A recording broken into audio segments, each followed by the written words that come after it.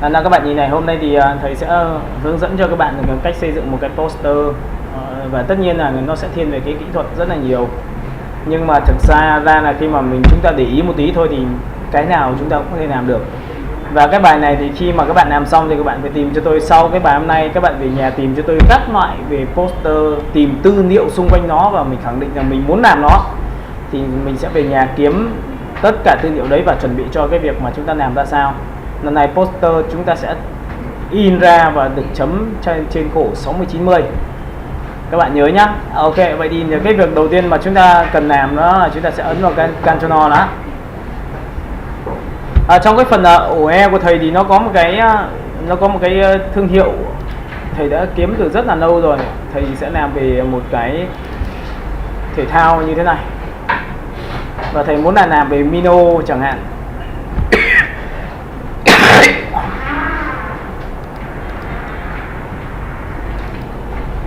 Nào các bạn chọn xuống. Nhớ một điều rằng là chúng ta nên tìm những cái ảnh làm sao cho nó khác biệt và nó tốt nhất có thể, thì các bạn có thể chọn những cái này. Tôi sẽ kiếm một cái ảnh.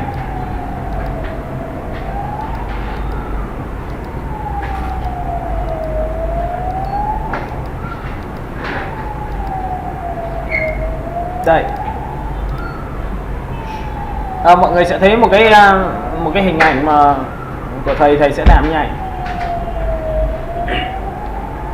Các bạn nhìn chưa? Đấy nhá, các bạn nhìn nhá. Thì chúng ta muốn xây dựng một cái poster theo kiểu này, tại vì là cái có thể là dùng cho thể thao, và tôi chọn một cái hương vị của một cái đồng chí da đen, nó sẽ khá với dùng sô cô la của tôi, thì tôi sẽ làm như sau. Ví dụ công việc đầu tiên là chúng ta cần làm đó là sẽ bật một cái khóa lên. Chúng ta mở khóa lên và dùng cái công cụ crop trong Photoshop, chúng ta sẽ kéo cái đối tượng này lên một tí. Mọi người nhìn chưa? Và sau khi kéo xong thì tất nhiên chúng ta sẽ lên lập ra một layer mới và đổ cho nó một cái màu, đó là màu đen xì, và cho xuống dưới tất cả. Thì lúc này cái hình của chúng ta nó sẽ được nha. Chúng ta có thể dịch chuyển cái đối tượng này sang trái một tí để nó nằm ở giữa trung tâm của chúng ta, có thể đẩy lên trên một chút xíu nữa. Nhìn không ạ? Đây, ví dụ đây là một cái mà hình mà tôi sẽ mong muốn làm thiết kế 60-90. Và riêng cái phần màu trắng của cái logo cũ này thì tôi sẽ dùng công cụ M và tôi quét qua và Ctrl T và tôi xóa đi. Đó, xong rồi. Công việc thứ hai của chúng ta là chúng ta chưa blend màu gì cả. Chúng ta mới chỉ có là cách tạo một cái khung hình. Người ta có rất nhiều cách để mà chúng ta làm thiết kế. Một là có những người thì muốn rằng là tôi cắt cái hình đó, nhưng nếu mà cắt mà vất vả quá thì chúng ta sẽ phải chọn cái phương pháp nó nhàn chứ. Thiết kế mà cái gì mà cứ vất vả là bạn làm thì cũng không nên. Tôi cũng không khuyến khích đối với những người như vậy. Tôi cần một cái thực sự tư duy trong đây là làm nhanh, nhàn nhưng lại phải hiệu quả. Thì lúc này tôi đến đây tôi sẽ chọn bạn xem một cái ảnh thứ hai, đó là cái thương hiệu, đó là một cái sơn chảy. Thì các bạn sẽ được bắt gặp cái này nằm ở rất là nhiều nơi rồi, thư viện ảnh. Chúng ta sẽ chọn vào thư viện ảnh và chúng ta kéo xuống một tí. Đây ạ. Bản chất của cái sơn này người ta có thể làm từ một giá trị là người ta, cái đội chuyên gia chụp ấy, nó sẽ có một cái vật thể nó rơi xuống một cái chỗ sơn ấy tung tóe ra, và nó sẽ chụp được những cái khoảnh khắc đó. Và sau đó thì chúng ta sẽ cắt theo hình như này. Và phần thứ hai là có thể dựng bằng 3D. Các bạn nhớ không ạ? Và tất cả những này nó không được nằm ở trên thuộc tính, đó là một cái brush của Photoshop. Nó không phải brush của Photoshop, nó không phải là bút của Photoshop, nên là bạn Photoshop bạn sẽ không bao giờ làm cái này được. Tôi đảm bảo luôn cho bạn biết. Trừ trường hợp em vẽ trực tiếp thôi. Em vẽ trực tiếp là vẽ cái sơn đấy thì em phải nhìn cảm quan, em nhìn đúng không ạ? Thì ở đây người ta có hai giá trị. Giá trị thứ nhất là làm nào để ra biểu tượng cái này nó phải là trở thành sô cô la. Vậy thì em có thể chọn xanh, đỏ, tím, vàng các kiểu. Em có thể làm cho dày, em có thể làm cho sô cô la bằng cách như sau. Ví dụ có những trường hợp thì có nhiều người bảo là thầy ơi em muốn đổi cái thành sô cô la bằng cách nào, thì thầy hay chọn một cái phương pháp như này. Có nhiều người ấn vào Ctrl U. Khi ấn Ctrl U thì ấn vào Colorize thì nó sẽ trở thành một cái màu mà tương đồng, và tôi sẽ chọn cho nó, ví dụ tôi chọn thiên về đây. Các bạn nhìn vào tôi đẩy tông màu lên thì nó sẽ có được cái này. Nhưng khi đẩy này thì các bạn sẽ thấy một điều xảy ra, đó là gì? Nó hơi bị vàng quá và bạc màu. Các bạn nghĩ đúng không ạ? Vậy thì trong trường này thì nếu mà chúng ta dùng cái này cũng được, nhưng thầy hay dùng một thao tác như sau, đó là thầy lập ra một layer mới và dùng một cái mặt nạ qua Gradient Map. Cái gradient map này nó sẽ có một cái thuộc tính là những cái màu đậm sẽ ám vào khu vực màu đậm của tấm ảnh và màu sáng sẽ ám vào khu vực màu sáng tấm ảnh. Vậy sô cô la nó chỉ là giá trị chuyển giao giữa hai loại màu thôi, đó là màu nâu đậm và màu thứ hai là màu nâu sáng. Sau khi tôi chọn xong cái này xong thì tôi sẽ ấn vào chữ reverse để nó đảo ngược cái vị trí lại thì nó sẽ được nhai. Thì đây là màu tím này các bạn nhìn mà, tôi muốn biến thành cái màu gì cũng được. Tôi chọn màu này chắc chắn là màu nâu đậm. Và màu này thì tôi sẽ chọn màu nâu sáng để cho nó sáng hơn các bạn nhìn mà. Ok, sau khi mà tôi chọn xong cái này tôi chọn trăm đỏ trăm vàng. Ok, tôi đẩy lên đây thì tôi đã có một cái sô cô la như vậy. Và sau khi đã sô cô la xong thì chúng ta hãy làm một cái thao tác là ép hai cái này thành một, Ctrl E, và tất nhiên là dùng cái Ctrl G để nhân bản một đối tượng và chúng ta chọn Spotlight thì cái màu nó sẽ rất là thắm. Các bạn nhìn không ạ? Cái màu bắt đầu nó đượm hơn, tại vì là mình muốn làm thì mình phải biết cách phương pháp rồi. Sau khi tôi chọn xong tôi ấn vào đây lại Ctrl E tiếp lần thứ hai thì tôi có được cái miếng của tôi như ý rồi thì bắt đầu mới là công đoạn cuối cùng là chúng ta sẽ chuyển sang bên kia. Có nhiều người thì dùng cái Ctrl N để làm gì ấy, để chỉnh sáng tối như này. Ok, bắt mắt này tí, cái này bắt mắt tí. Ok, nhìn nhá, nó phải trong, làm thiết kế phải trong đã. Rồi thì bây giờ chúng ta sẽ chuyển toàn bộ sang này. Bạn nhìn chưa? Sau khi một đối tượng đã được chuyển sang thì nó hơi bị to, bởi vì thực ra là cái ảnh của thầy lúc mà cái sơn thế này nó rất là to. Tôi sẽ phải thu nhỏ là bằng Ctrl T và tôi thu nhỏ như này. Và tất nhiên là chúng ta nên kéo như này. Đó. Đừng vội enter vội, bởi vì là chúng ta còn phải chỉnh xem là nó phải phù hợp đến bạn nào. Đó, ok, tôi sẽ chọn vào đây. Đấy, bạn nhìn nhận, và tôi sẽ chọn vào cái đường đầu gối. Các bạn có nhìn thấy cái chỗ đường đầu gối này tôi sẽ có một cái hình không ạ? Tôi sẽ kéo to ra một tẹo nữa. Đây, các bạn nhìn chỗ này chuyển giao chưa? Rồi. Sau khi đã ưng ý với một cái hình mà sô cô la đó thì tôi ấn enter và tôi có một cái hình như này. Và cái công việc mà khi mà chúng ta làm thì bây giờ chúng ta làm nào cho nó khéo để nó có thể chuyển êm được những cái vào nền của chúng ta, thì bắt đầu chúng ta làm bằng cách như sau, đó là dùng công cụ đó là bút số 4. Bút số 4 trong Photoshop nó có tính năng đó là vườn và chuyển màu. Những cái khoảng màu nó sẽ tự chuyển sang nhau và làm những cái poster sẽ rất là đẹp. Bạn chọn vào đây và tôi sẽ chọn phương pháp đầu tiên là một cái bút bình thường. Ví dụ các bạn có thể chọn bút như này. Đây là một cái bút tròn và tôi để cho nó giá trị là thấp nhỏ xuống để nó nhỏ thôi. Và ở đây nó sẽ có một cái giá trị như sau, đó là độ ẩm ướt, có giống như là chúng ta trộn một cái nước và chúng ta pha loãng ra thì chúng ta sẽ vuốt nó sẽ êm hơn. Phần thứ hai là nót cái đầu bút vào, thì trong trường hợp này thì không có nót đầu bút được vào nữa, bởi vì là chúng ta không dùng cái bút màu từ bên ngoài vào mà chỉ dùng màu hiện thân của đối tượng màu này thôi. Nhìn này chưa? Và phần thứ ba là cái phần hòa trộn bút, thì ở giá trị cường độ càng thấp bao nhiêu thì cái hòa trộn sẽ càng lớn. Cái áp lực là chính là độ đậm nhạt, có nghĩa là ấn mạnh hay ấn nhẹ thì nó tùy thuộc vào cái này. Vậy thì trong trường này tôi sẽ đẩy lên một tí cho các bạn, nó đặt từ khoảng 54 và bắt đầu tôi vuốt, thì ở đây các bạn nhìn màu trắng tôi vuốt nhảy này. Các bạn sẽ nhìn thấy ở đây tôi sẽ có màu trắng chuyển vào. Các bạn có nhìn thấy màu trắng tôi chuyển vào không ạ? Và nhớ một điều rằng trong quá trình khi mà vẽ nhảy thì nên phải sử dụng cả trắng. Mình vuốt ngược vào và mình lấy miếng đậm mình vuốt ngược ra như này này, các bạn nhìn nhá. Tôi vuốt ngược ra như này thì các bạn sẽ thấy là nó giống như là mình chuyển êm từ cái sơn chuyển ra. Các bạn nhìn đúng không ạ? Cái này nó rất tự nhiên. Nếu mà bạn muốn làm kinh khủng nữa thì chắc chắn phải sử dụng đến công cụ số 2 là phiên bản nâng cao của cái này. Đó là lấy màu từ bên ngoài vào để vẽ tiếp. Đấy thì bạn nhìn là tôi vẽ đây. Tôi vẽ đây. Tất nhiên là trong quá trình vẽ thì tôi sẽ vuốt làm sao để cho cảm giác, các bạn nhìn nhá. Ở chỗ này thì tôi sẽ vuốt ngược lại thì các bạn có thấy là màu nó đỡ không ạ? Rồi tiếp theo chọn vào đây, chúng ta vuốt ngược lại đến là ánh sáng chạy đến đây. Và tất nhiên tôi sẽ vuốt này để chạy vào đây. Thế là tôi có được cái này. Và tiếp theo tôi sẽ lấy màu nâu tôi vuốt đây. Đây là thông số màu. Vậy thì cái này nếu mà nó hơi ít quá thì tôi có thể đẩy lên mạnh như này, thì tôi vuốt như này thì nó sẽ nhanh hơn. Các bạn nhìn không ạ? Nó êm vào cái nền của chúng ta. Vậy chúng ta đã có một cái tay đã chuốt ra từ cái sơn rồi đấy ạ. Các bạn nhìn này không ạ? Ok, tôi sẽ chọn vào đây. Và tất nhiên trong quá trình khi làm thì tôi sẽ xoa cái này đi để tôi tạo ra một cái cảm giác nó là mịn màng và nó giống như là một cái mà chúng ta vẽ vời trên một cái poster có thể như này. Cái này các bạn có thể làm được một quả dâu hay là một cái giày gì đó, bạn chuốt này tôi sẽ chuốt theo mảng. Các bạn nhìn thấy tôi vẽ theo mảng chưa? Rồi, sau khi đã xong được cái này xong thì tí nữa tôi sẽ xử lý cái này bằng công cụ pen một tí thôi là ok. Ví dụ bạn có thể quay trở về công cụ E. E là gì? E là tẩy. Tẩy chúng ta có tẩy mất thì chúng ta có thể là như này. Tôi tăng cái áp lực lên một tí và tôi sẽ chọn một cái đầu bút, đó là bút về bút cứng. Tôi sẽ cho cái đầu bút nó nhỏ lại và tôi tẩy như này. Đấy thì các bạn có nhìn thấy nó sẽ rất là ok không ạ? Tiếp theo tôi lại quay trở về công cụ B và tôi vẽ tiếp theo cái thứ hai, thì riêng cái này tôi sẽ vuốt từ đây. Các bạn có nhìn không ạ? Và tất nhiên tôi sẽ cũng phải vuốt ra ngoài để tôi lấy được cái vùng đậm của đối tượng. Cái này tôi sẽ vẽ vào đây. Ok, tôi chọn vào đây, tôi chọn vào đây. Bạn nhìn đúng không ạ?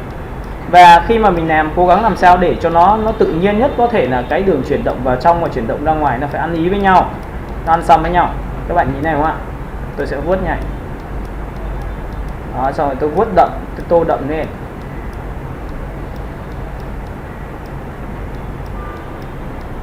Rồi tiếp theo chúng ta chọn vào đây, đây là phần ngực, tôi sẽ đẩy vào này, nhìn đúng không ạ? Tôi sẽ đẩy này. Đây là phần xương sườn. Rồi tiếp theo cái phần này là phần mà tôi sẽ đẩy từ bên ngoài cái ảnh của chúng ta nó vào đây, nhìn đầu gối chỗ này chưa? Rồi sau phần đầu gối xong thì tôi lại muốn lấy cái màu đậm của đầu gối, tôi hất ra để nó tự nhiên hơn, và chỗ phần đầu gối đánh lên để nó có tạo ra một sự chuyển giao giữa phần đậm và phần nhạt của đối tượng của chúng ta. Nhìn này chưa?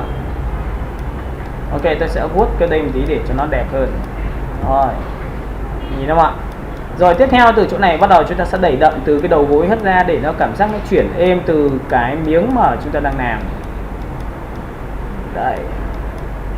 Cái này tôi vuốt ngược về để tôi lấy vị trí. Nhìn không ạ? Rồi chúng ta sẽ khoanh tròn. Tiếp theo nữa thì chúng ta lại tiếp tục từ màu trắng chúng ta chuyển ra, thì bắt đầu cái quần của chúng ta nó sẽ đơn giản như này này. Các bạn nhìn nhau ạ? Ok, chỗ này tôi sẽ đẩy trắng ra để tôi lấy được cái thương hiệu, cái sự chuyển sắc từ cái quần. Và tất nhiên là mình có thể đẩy áp lực lên để cho nó mạnh hơn, đầu bút có thể to ra một tí nữa để vuốt cho nó nhanh hơn. Nhìn thấy mà. Đấy, tôi sẽ cho nó đầu bút nhỏ lại.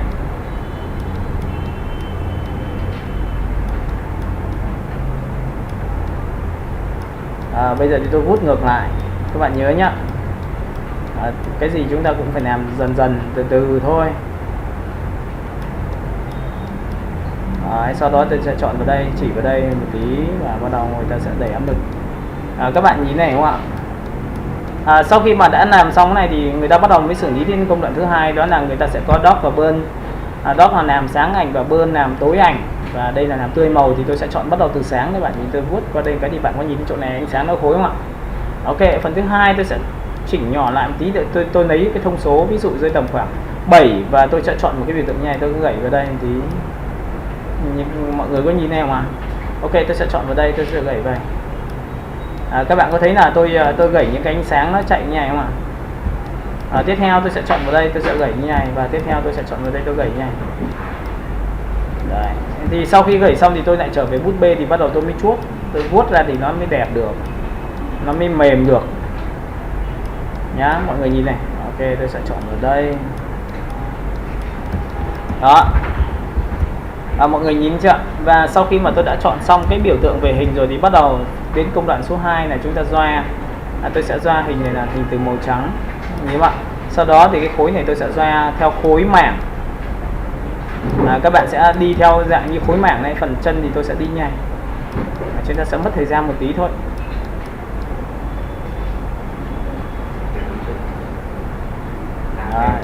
Ok, tại vì nó thiên về chất vẽ. Tất nhiên là dày thì chúng ta có thể để nguyên lại, không vấn đề gì cả. Rồi, phần này các bạn nhìn không ạ? Đầu gối tôi sẽ xoa cái phần đầu gối này ra một tí, phần này đậm tôi sẽ đẩy đậm, nhìn nào. Các bạn nhìn thấy đầu gối chưa? Tôi sẽ đẩy xuống đây. Chỗ này tôi sẽ xoa một tí. Tiếp theo tôi sẽ chọn vào đây và cái này tôi sẽ xoa bị màng.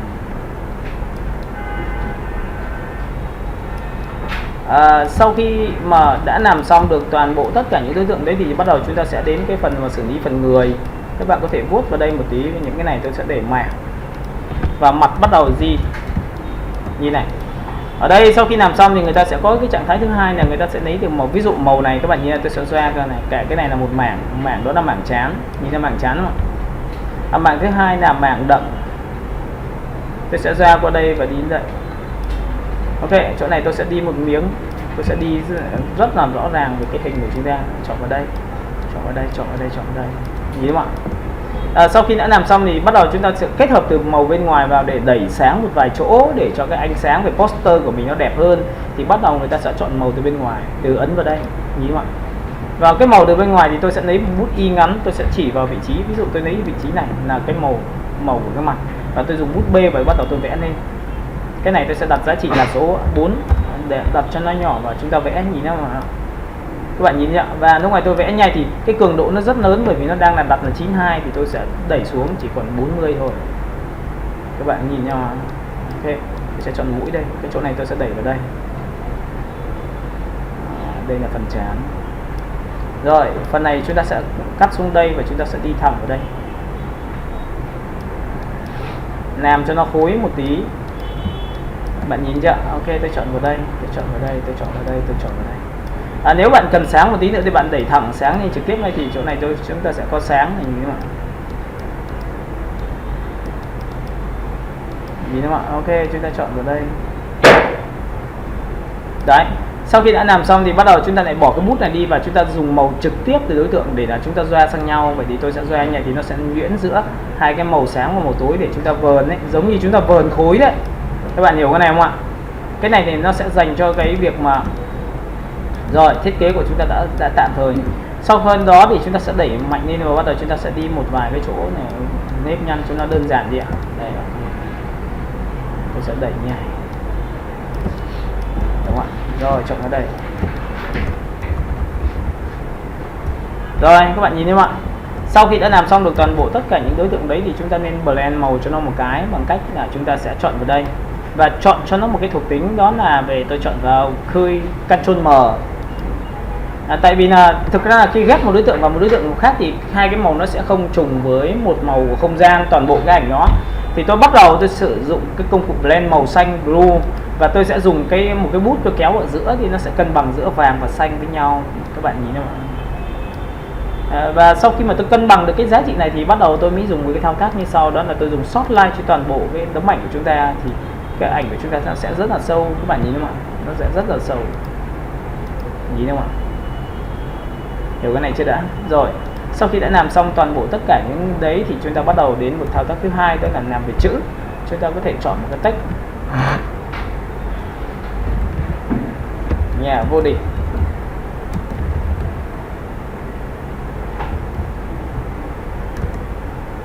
Enter,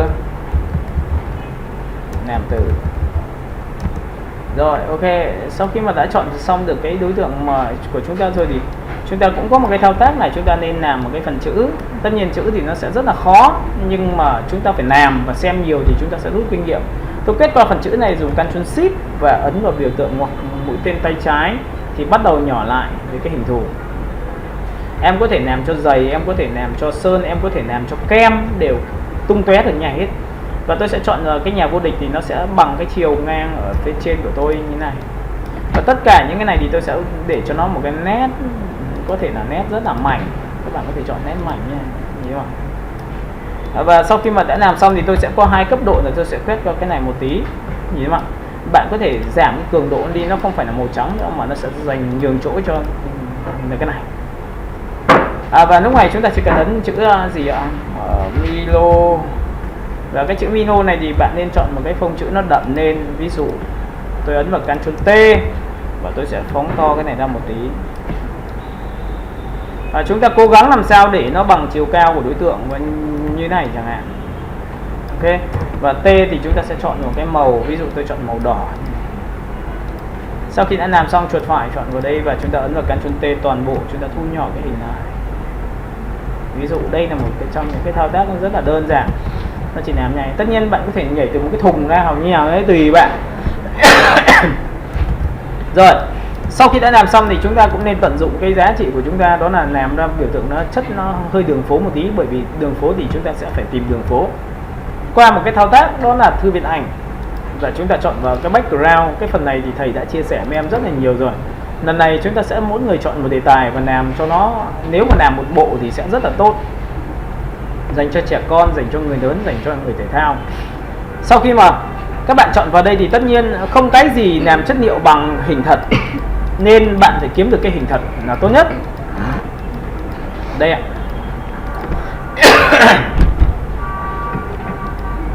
Chúng ta sẽ chọn xuống. Chúng ta không có gì tốt bằng hình thật thì chúng ta sẽ đi kiếm hình thật về. Đó, các bạn sẽ nhìn thấy những cái hình thật của chúng ta nó có đây, nhìn thấy không ạ? Chúng ta sổ xuống. Đấy. Các bạn nhớ nhá, tìm nhá, chúng ta tìm những cái hình thật cho tôi.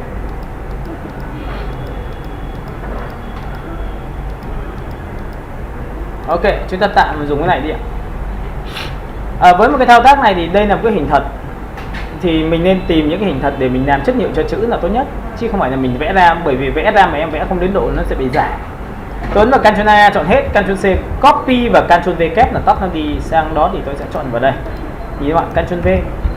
Sau khi Ctrl V xong thì tôi sẽ ấn vào Ctrl T thu nhỏ lại toàn bộ đối tượng đó và đặt vào vị trí của chữ Mino. Với cái này thì bạn nên chọn cho tôi cái opacity bằng 50% để chúng ta nhìn được cái chỗ mà chúng ta nứt nó như thế nào để cho nó đẹp. Chúng ta sẽ thu nhỏ lại vào đây và bắt đầu chúng ta sẽ làm. Các bạn có thể chọn như này nha, các bạn có thể chọn như này, và hoặc là các bạn có thể xoay ra cái góc độ để làm sao cho nó nhiều cái khoảng đất một tí đây, ví dụ nha. Với cái này thì tôi sẽ đẩy nó 100%. Và bắt đầu thì trong Photoshop nó có một cái tính năng rất hay, đó là chọn cái vùng chọn theo sắc độ của tấm ảnh. Người ta sẽ chọn vào color. Cái này là chuyên gia dành cho việc làm chất liệu trên má, trên mặt, trên bề mặt hoặc trên chữ, người ta đều dùng cái này hết. Và sau khi tôi chọn xong thì tôi sẽ chọn vào biểu tượng là một cái chấm vào cái màu chỗ đen và tôi đẩy cái áp lực nó lên. Chọn vào màu đen thì có nghĩa là sẽ chọn những cái dây màu đen như này và áp lực nó cao lên thì nó có được cái biểu tượng thông số của chúng ta. Sau khi làm thông số xong thì bạn không dùng trên cái biểu tượng đấy mà dùng trên cái chữ Mino của chúng ta, và lúc này người ta ấn vào mặt nạ. Khi ấn vào mặt nạ thì ngay tức nó sẽ được cái giá trị này, nó tạo ra một cái chất rất là tốt, bởi vì nó ảnh hưởng được cả về sắc độ lẫn cái độ sâu, nông sâu của cái tấm ảnh của các bạn. Thì trong trường hợp này người ta có hai cách, một em làm như này, nhìn không ạ? Hai là em sẽ làm theo một cách khác, đó là gì? Tôi sẽ đảo ngược vị trí giữa đen thành trắng và trắng thành đen cho các bạn bằng Ctrl Y ngắn. Thì lúc này tôi có một cái chữ Mino được như thế này. Và sau khi mà tôi làm xong thì bắt đầu tôi mới chơi một trò như sau, rồi tôi bỏ cái ảnh đi, không cần nữa. Tôi chọn 1, chọn 2 và tôi ấn vào Ctrl G. Ctrl G là group, và trong cái group ấy tôi sẽ kéo xuống cái dưới phần blend màu một tí, bắt đầu tôi làm bằng Ctrl G. Các bạn nhớ một điều rằng khi Ctrl G thì tôi có hai phiên bản của cái này, và cái này tôi chỉ cần ấn số 30 và 40 thôi thì câu chuyện của chúng ta bắt đầu có khối. Làm không cần nhiều nhưng ít nhất người ta vẫn nhìn được cái bề dày và chắc chắn là một đối tượng. Thì đây là cái cách thức mà người ta xây dựng một cái poster liên quan đến một cái thương hiệu về Mino, và tất nhiên bên trên bạn sẽ có một cái logo. Còn nếu mà bạn muốn ảo diệu hơn nữa thì tất nhiên bạn phải kiếm một cái nền. Cái nền nó phải chất. Còn nếu mà nền không chất thì bạn sẽ không làm được điều đó, đúng không? Ok, chúng ta có thể chọn vào Ctrl O và chúng ta lại chọn vào background. Nền thì nó có rất nhiều loại nền, ví dụ như là đây là loại nền, nhưng có thể là nền thành phố. Ctrl A, Ctrl C và Ctrl V kép. Bạn sẽ chọn vào đây cho tôi một tí, bạn nhìn các bạn cho xuống dưới tất cả, đúng không? Ví dụ cho xuống dưới tất cả thì không nhìn được, cho nên trên một cái thì lại đè trên cái lớp ảnh của thằng kia đây, cho nên trên thằng em nhìn đè chưa? Nhìn này không ạ? Em nhìn thấy lúc này nó có nhìn thấy thằng kia không ạ? Ok, vậy chúng ta ấn vào chỗ 50. Đây ạ. Đây nhá, em đặt này. Đấy, ví dụ như này. Có nhiều người khi mà đặt một cái nền là phải tính toán giữa cái đường chuyển động của mình xem có ổn không, thì chúng ta có thể chọn vào đây. Chúng ta xoay đi xem là góc độ nào cho nó đẹp. Ok, tôi chọn vào đây. Sau khi mà tôi chọn xong thì tôi được quyền dùng mặt nạ, và cái mặt nạ của tôi thì khi mà tôi vẽ thủng cái này ra thì các bạn sẽ thấy là nó có hiệu quả. Ví dụ tôi chọn một bút bê, và tất nhiên cái bút bê của tôi sẽ là bút bê thường, và cái opacity nó vừa phải để tôi có thể tô ra và đầu bút nó có thể lớn lên, tôi có thể tô nhảy. Các bạn sẽ nhìn thấy cái phần dày của tôi. Ok, bắt đầu tôi sẽ lấy được phần này. Tôi sẽ lấy phần này là phần chân dung, và tôi sẽ đẩy 100 lên để lấy phần chân dung. Nhìn các bạn, tôi lấy được phần dày. Nhìn các bạn, và tất nhiên tôi sẽ giảm cái cường độ lên để tôi lấy được một cái nữa, thì đây là những đường chuyển động. Nó sẽ khiến cho cái thiết kế của bạn nó vui mắt hơn rất là nhiều khi thiết kế như thế này. Nhìn thấy không ạ? Và tất nhiên là trong quá trình khi mà bạn vẽ đây là qua mặt nạ với những cái chấm chấm này thì bạn vẫn có thể sử dụng được các cái hiệu ứng. Ví dụ như cái này bạn vuốt vào đây thì nó chui vào trong, cái này vuốt vào đây chui vào trong. Và người ta có thể sử dụng qua filter người ta có thể dùng cái công cụ pixel và chọn vào cái điểm hạt này, thì tất cả những cái việc mà bạn vẽ trong màn ảnh nó sẽ tự chấm. Em nhìn thấy nó sẽ tự chấm chỗ này không ạ? Nhìn chỗ chấm này không ạ? Bởi vì nó vẽ từ đây này. Vậy chúng ta có thể tô nha, này không? Em nhìn thấy chưa? Cái chất của tôi làm ra cái chỗ này. Đây tôi sẽ vẽ nhanh. Mặt tôi sẽ vẽ nhanh, chỗ này tôi vẽ nhanh, tay cho tôi vẽ nhanh. Ok. Đấy thì đấy là cái việc mà chúng ta tự ngồi tính toán làm sao để làm ra một cái bản thiết kế mà đẹp nhất, đúng không ạ? Ok, thì lúc này hôm nay tôi đã giới thiệu cho các bạn về cái cách xây dựng một cái poster liên quan đến một cái thương hiệu Mino như thế này. Ok. Và cái này nó chỉ có một cái chiêu thức mà các bạn cần để ý, đó là một cái bút. Cái bút đấy là mix bút, là bút số 4 để chúng ta trộn màu vào vị trí đó. Các bạn nhớ như này chưa? Và tất nhiên là trong quy trình khi làm thì các bạn nhớ là cửa sổ chúng ta cũng có những cái còn có những cái khác nữa, là khi mà các bạn có thể làm một cái quả dâu mà cái sô cô la nó bám trên bề mặt thì nó cũng không khó lắm, bởi vì nếu mà chúng ta kỹ và chúng ta xem được thì chúng ta sẽ làm được hết nhá. Đây ạ, được chưa? Rồi ok, bây giờ thì các bạn sẽ ngồi nghiên cứu và tìm cho tôi những cái poster nó ấn tượng, và tất nhiên là mình vẫn chọn một cái thương hiệu mà mình mong muốn đến. Các bạn có thể được quyền là chọn logo mà các bạn tự làm ra. Các bạn có thể tự chọn những logo mà các bạn cảm thấy ấn tượng và bạn làm cho tôi một cái poster khá là khác biệt. Bạn được quyền học hỏi. Nhưng cái này nó sẽ in ra khổ 60-90 và rất là to, nên là chắc chắn nếu mà bạn đi tận dụng này toàn bộ của người khác thì bạn sẽ không làm được. Có nghĩa là đi lấy một cảnh trên mạng về in ra là chắc chắn đứt nha. Các bạn hiểu cái này chưa? Và hôm nay tôi có xây dựng cho bạn một cái thương hiệu về poster này. Còn nếu mà muốn kỹ nữa thì chúng ta sẽ phải có những cái phương pháp nữa. Các bạn nhớ nhé, để ý này. Và tất nhiên là trong quá trình bẩn là thấy vậy thì em có thể làm cái chữ Mino này nó khác biệt được không? Ok, nhìn thấy chữ Mino ở chỗ này chưa? Chúng ta sẽ chọn Mino nhà vào đây đây. Đây Mino này. Đây các bạn nhìn Mino này chưa? Người ta cũng có cách là chọn vào chuột phải, chọn vào blending option như này. Thì trong cái phần Bevel thì các bạn sẽ thấy nó tự nổi khối nhá. Trong phần nổi khối nó chia ra cái loại là smooth là làm mềm, chữ H là làm cứng. Với cái này thì bạn chỉ cần đẩy cái size nó lên thôi nhá. Đẹp này. Đấy, một là như vậy. Hai là mình có thể được quyền mình sử dụng cái lệnh như sau, đó là quay trở lại vùng chọn. Nhìn quay trở lại vùng chọn chưa? Sau khi đã quay trở lại vùng chọn xong thì bạn lập ra một layer mới và đổ cho nó một cái màu. Ví dụ tôi đổ tạm thời là một cái màu đen, nhìn chỗ màu đen cho này đúng không ạ?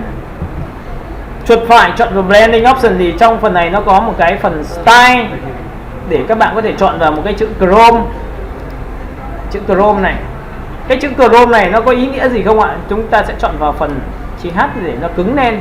Ví dụ bạn có thể chọn nó rất là cứng nha. Phần thứ hai nữa là cái phần khối thì bạn sẽ cho nó thấp xuống. Em nhìn thấy chỗ này đúng không ạ? Em sẽ chọn vào đây. Xuân là mềm. Rồi, phần đây là phần trắng. Tôi ấn ok cho bạn xem nhá. Nhìn này. Sau khi chọn xong cái này nó có một tính năng là tôi sẽ sổ xuống, tôi kéo phi này xuống thì nó sẽ được nhảy. Cái chữ của chúng ta nó sẽ trở thành khối căng đét nhưng mà lại mang tính nhất nhỉ. Cái này có thể làm cho bê tông được. Với điều kiện chữ dưới không phải là màu gì, màu đỏ. Các bạn nhớ nhé, nếu mà tôi chọn cái chữ này không phải là màu đỏ thì câu chuyện nó khác hẳn. Tôi cho bạn xem một cái màu, ví dụ là chọn một màu ghi, không nhìn được, bởi vì nó còn có một cái chữ đỏ dưới nữa. Ok, các bạn làm thiết kế, tìm và làm thiết kế cho thầy một cái poster, bắt đầu tìm hiểu từ bây giờ từ nội dung thông tin. Ví dụ cửa sổ E này, có một bạn ở trong Sài Gòn, chúng ta chọn vào Photoshop và chúng ta chọn vào poster, nhìn đâu ạ? Và tất nhiên là cái thứ mà các bạn làm đây là một trong những cái mà các bạn kiếm, mọi người cũng xem qua. Đây là thương hiệu quả dâu nước. Đấy, tất cả những thương hiệu bạn tìm kiếm nhá. Kiếm xong rồi cuối cùng bạn làm gì? Đó là làm ra một cái sản phẩm poster như này. Tất nhiên nó không khó, nhưng mà cái nội dung mình trau chuốt blend màu như thế nào cho nó đẹp ấy thì mọi người ta làm rất là kỹ. Tất nhiên là cũng sẽ không được học trực tiếp từ mình được, nhưng mà thầy trò đã giao lưu với nhau là làm cái gì sửa cái gì. qua Zalo. Đây thì mọi người xem là đây một bạn thành phố Hồ Chí Minh không phải là dân chuyên, và các bạn mới làm như thế này. Đấy. Còn cắt ra đấy, mình cũng tìm tư liệu thì những cái poster này rất là hợp với những cái phong cách mà chúng ta làm về đồ ăn, đồ uống các kiểu, đúng không ạ? Bạn hãy chọn cho mình một cái phương pháp mà ấn tượng nhất trong phần kia đấy qua Pinterest, sau đó thì tìm những tư liệu và bắt đầu chúng ta lên phương án. Các bạn nhớ nhá. Ok, còn hôm nay thì tôi đã làm cho bạn về cái Mino, bắt đầu từ xây dựng từ cái hình màu đỏ như này, xong rồi cuối cùng thành cái này rồi nhá. Xong chưa? Ok, chúng ta sẽ dừng bài này ở đây.